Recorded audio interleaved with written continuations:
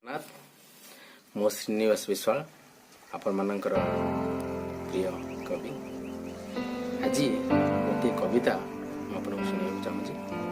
କବିତାର ଶୀର୍ଷକ ମୋର ଅଛି ଜୀବନର କେତେ ରଙ୍ଗ। ବୈଶାଖୀ ବୃକ୍ଷର ଶୁଖିଲା ପତ୍ର ପରି ମେଞ୍ଚାଏ କ୍ଷୋଭକୁ ମୁଣ୍ଡରେ ମୁଣ୍ଡେଇ ବାଟ ଚାଲିବାର ନିଶା। ବୈଶାଖୀ ବୃକ୍ଷର ଶୁଖିଲା ପତ୍ର ପରି ମେଞ୍ଚାଏ କ୍ଷୋଭକୁ ମୁଣ୍ଡରେ ମୁଣ୍ଡେଇ ବାଟ ଚାଲିବାର ବାହାନାରେ ସରୁନାହିଁ ଅଚିହ୍ନା ସମୟର ପଥ। ସକାଳ ହେଲେ ସଜେଇ ହୁଏ ଅନେକ ବୁଲବୁଲିଆ ଇଚ୍ଛାମାନଙ୍କ ଆବରଣରେ ପୁଣି ମହମବତୀର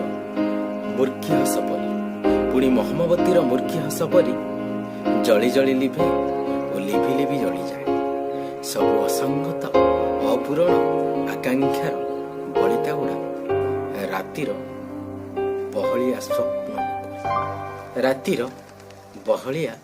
ସ୍ୱପ୍ନ ବୁକୁରେ। ବେଳେବେଳେ ନିଃଶୁଳ୍କରେ ପ୍ରଶ୍ନ କରେ ନିଜକୁ ସମାଜକୁ ଏହି ଜୀବନର ସରୁସର ଛଦ୍ମବେଶୀ ଅଡୁଆ ରଙ୍ଗ ବିଷୟରେ। ବେଳେବେଳେ ନିଃଶୁଳ୍କରେ ପ୍ରଶ୍ନ କରେ ନିଜକୁ ସମାଜକୁ ଏହି ଜୀବନର ସରୁ ସରୁ ଛଦ୍ମବେଶୀ ଅଡୁଆ ରଙ୍ଗ ବିଷୟରେ। ହଁ, ମଣିଷର ମନ ବି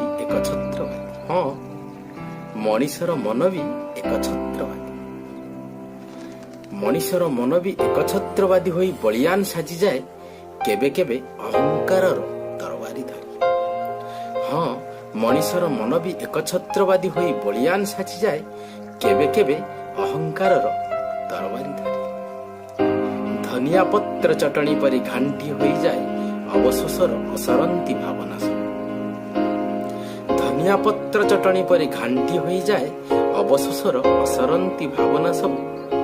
କେବେ କେବେ ବିଶ୍ୱାସର ଉଚ୍ଚ ଅଟ୍ଟାଳିକା ଗୁଡ଼ା ବି ଅଚାନକ ଭୁଷୁଡ଼ି ପଡ଼େ ବିଶ୍ୱାସଘାତକତାର ଭୂମିକମ୍ପରେ। କେବେ କେବେ ବିଶ୍ୱାସର ଉଚ୍ଚ ଅଟ୍ଟାଳିକା ଗୁଡ଼ା ବି ଅଚାନକ ଭୁଷୁଡ଼ି ପଡ଼େ ବିଶ୍ୱାସଘାତକତାର ଭୂମିକମ୍ପରେ।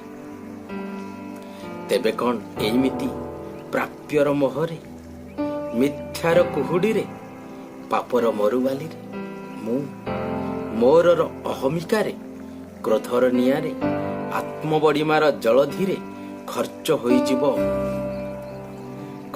ହୋଇଯିବ ସଂସାର ହାଟରେ ମଣିଷ ଜନ୍ମ, ଆଉ ନିଖୋଜ ହୋଇଯିବ ଏଇ ଦୁର୍ଲଭ ମହଙ୍ଗା ଜୀବନ।